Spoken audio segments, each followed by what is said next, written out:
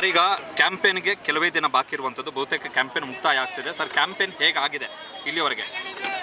ಕಮ್ಮಿ ಸಮಯದ ಅಭಾವದಿಂದ ಒಂದು 22-23 ದಿನ ಸಿಕ್ಕಿದೆ. ಅದಕ್ಕೆ ಪ್ರತಿ ಕ್ಷೇತ್ರದಲ್ಲೂ 2-3 ದಿನ ನಾವು ತಿರುಗಿ ನಾವು ಹಳ್ಳಿ ವೈಸು ಗ್ರಾಮ ಪಂಚಾಯತಿ ಮಟ್ಟದಲ್ಲಿ ಕ್ಯಾಂಪೇನ್ಗಳು, ವಾರ್ಡ್ ಇರ್ಬೋದು, ಬೂತ್ ಮಟ್ಟದಲ್ಲಿರ್ಬೋದು, ಎಲ್ಲ ಕ್ಷೇತ್ರದ ಮುಗಿಸ್ಕೊಂಡು ಇವತ್ತು ಯಲಹಂಕಕ್ಕೆ ಬಂದಿದ್ದೀವಿ. ಯಲಹಂಕದಲ್ಲಿ ಸಿಗ್ತಾ ಇರುವ ಜನರ ವಿಶ್ವಾಸ, ನಂಬಿಕೆ, ಅವರ ಪ್ರೀತಿ ನಂಬರ್ 1 ಇದೆ ಎಲ್ಲ ಕ್ಷೇತ್ರದಲ್ಲೂ. ಸರ್, ಈಗ ಸುಧಾಕರ್ ಅವರು ಒಂದು ಸ್ಟೇಟ್ಮೆಂಟ್ ಅನ್ನು ಕೊಟ್ಟಿದ್ದಾರೆ. ಚಿಕ್ಕಬಳ್ಳಾಪುರದಲ್ಲಿ ನನ್ನನ್ನು ಸೋಲಿಸಿ ವನವಾಸಕ್ಕೆ ಕಳುಹಿಸಿದ್ದೀರಿ, ಈ ಬಾರಿ ನೀವು ನನ್ನನ್ನು ಗೆಲ್ಲಿಸ್ಬಿಟ್ಟು ಆ ವನವಾಸದಿಂದ ಹೊರಗೆ ಬರೆಸ್ಬೇಕು ಅಂತ. ಸೊ ಏನು ಹೇಳ್ತೀರಿ ಸರ್? ಚಿಕ್ಕಬಳ್ಳಾಪುರ ಜನ ಏನಕ್ಕೆ ಸೋಲ್ಸ್ರು ಚಿಕ್ಕಬಳ್ಳಾಪುರ ಜನಕ್ಕೆ ಗೊತ್ತು. ಅವರು ನೋಡಿರೋ ನೋವು, ಅವ್ರು ಫೇಸ್ ಮಾಡಿರೋ ತೊಂದರೆಗಳು, ಅದಕ್ಕೆ ಜನರಿಗೆ ತಿಳಿದುಕೊಂಡು ತಿರಸ್ಕರಿಸಿದ್ದಾರೆ. ಅದು ಬೇರೆ ಎಲ್ಲ ಕ್ಷೇತ್ರಕ್ಕೂ ಬೇಡ. ಆಗಿರೋ ತೊಂದರೆಗಳು ಚಿಕ್ಕಬಳ್ಳಾಪುರ ಕ್ಷೇತ್ರಕ್ಕೆ ಸೀಮಿತವಾಗಿತ್ತು, ಅಲ್ಲೇ ಸೀಮಿತರಾಗಿರಲಿ. ಬೇರೆ ಎಲ್ಲ ಕ್ಷೇತ್ರದ BJP ಕಾರ್ಯಕರ್ತರು ಅಭಿಯಾನ ಮಾಡಿರೋದು, ಕಾಂಗ್ರೆಸ್ ಅವರಲ್ಲ. ಗೋ ಬ್ಯಾಕ್ ಸುಧಾಕರ್ ಅಂತ ಮಾಡಿದ್ದ ಅಭಿಯಾನಗಳು BJP ಕಾರ್ಯಕರ್ತರು. ಸೊ ಅದನ್ನು ಅವ್ರನ್ನ ಕೇಳಿದ್ರೆ ಗೊತ್ತಾಗುತ್ತೆ. ಸರ್, ಈಗ ಸಿದ್ದರಾಮಯ್ಯನವರು ಕೂಡ ನಿಮ್ಮ ಪರವಾಗಿ ರೋಡ್ ಶೋ ಮಾಡಿದರು, ಫುಲ್ ಡೇ ಕ್ಯಾಂಪೇನ್ ಮಾಡಿದ್ರು. ಆ ಸಂದರ್ಭದಲ್ಲಿ ಕೆಲವು ವೆರಿ ಇಂಪಾರ್ಟೆಂಟ್ ಪಾಯಿಂಟ್ಸ್ ಹೇಳಿದ್ದಾರೆ. ಸುಧಾಕರ್ ಜೈಲಿಗೆ ಹೋಗುವಂಥ ಸಂದರ್ಭ ಬರ್ಬೋದು, ಭ್ರಷ್ಟಾಚಾರ ಮಾಡಿದ್ದಾರೆ, ಮತ್ತೆ ಗೆದ್ರೆ ಸುಧಾಕರ್ ಮತ್ತೆ ಗೆದ್ರೆ ಭ್ರಷ್ಟಾಚಾರ ಆಗುತ್ತೆ ಅಂತೇಳಿ. ಸೊ ಈ ಸೆಂಟಿಮೆಂಟ್ಗಳು, ಈ ಕಳೆದ ವಿಧಾನಸಭಾ ಚುನಾವಣೆ ಈ ಸೆಂಟಿಮೆಂಟ್ಗಳು ಈ ಬಾರಿಯ ಲೋಕಸಭಾ ಚುನಾವಣೆಯಲ್ಲೂ ಕೂಡ ವರ್ಕೌಟ್ ಆಗುತ್ತೆ ನಿಮ್ಮ ಫೇವರ್ ಆಗಿ ಅಂತ? ವರ್ಕೌಟ್ ಆಗೇ ಆಗುತ್ತೆ. ಯಾಕಂದರೆ ಜನ ಇವಾಗ ಎಚ್ಚರಿಕೆ ಆಗಿದೆ.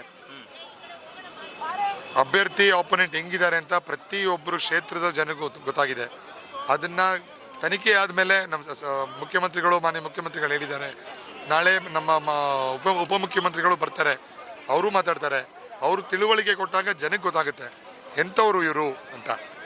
ಸರ್, ಈ ಕ್ಷೇತ್ರದಲ್ಲಿ ಈ ಬಾರಿಯ ವೆರಿ ಇಂಪಾರ್ಟೆಂಟ್ ಒಂದು ಅಂಶ ಏನು ಅಂತ ಹೇಳಿದ್ರೆ JDS ಮತ್ತು BJPಯ ಅಲಯನ್ಸ್.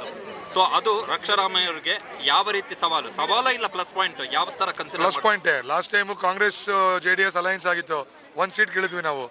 ಅದೇ ರಿಸಲ್ಟು BJP JDSಗೆ ಬರುತ್ತೆ ಈ ಸಲ. ಅಂದರೆ JDS ಜೊತೆ ಯಾರು ಹೋಗ್ತಾರೆ ಅವರು 0. ಅಂದರೆ NDA ಅಭ್ಯರ್ಥಿ ಸುಧಾಕರ್ ಸೋಲ್ತಾರೆ ಈ ಬಾರಿ 100ಕ್ಕೆ 100.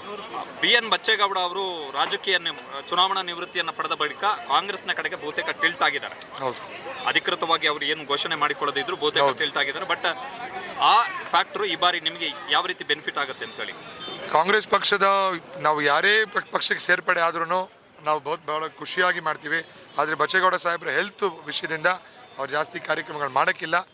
ಅವರ ಮಗನಾದ ಶ್ರೀ ಶರತ್ ಬಚ್ಚೇಗೌಡರು ನಮಗೊಂದು ಶಕ್ತಿಯಾಗಿ ಇಡೀ ಕ್ಷೇತ್ರದಲ್ಲಿ, ಬರೀ ಹೊಸಕೋಟೆ ಅಲ್ಲ, ಹೊಸಕೋಟೆ ಮತ್ತು ಚಿಕ್ಕಬಳ್ಳಾಪುರ ಕ್ಷೇತ್ರದ ಪ್ರತಿಯೊಂದು ಅಸೆಂಬ್ಲಿನೂ ಅವರ ಟಚ್ ಇದೆ, ಅವರ ಹೋಲ್ಡ್ ಇದೆ, ಅವ್ರ ಕಂಟ್ರೋಲ್ ಇದ್ದು ನಮಗೆ ಕಾಂಗ್ರೆಸ್ ಪಕ್ಷಕ್ಕೆ ಅವರ ಸಹಾಯ ನೀಡ್ತಾ ಇದ್ದಾರೆ. ಸರ್, ಗ್ಯಾರಂಟಿ ಯೋಜನೆಗಳು ಆಲ್ರೆಡಿ ನಿಮ್ಮ ಫೇವರ್ ಆಗಿ ವರ್ಕೌಟ್ ಆಗ್ತಿದೆ ಅನ್ನುವಂಥದ್ದು ಗ್ರೌಂಡ್ ಈಗ ಬರ್ತಾ ಇರುವಂಥ ರಿಪೋರ್ಟ್.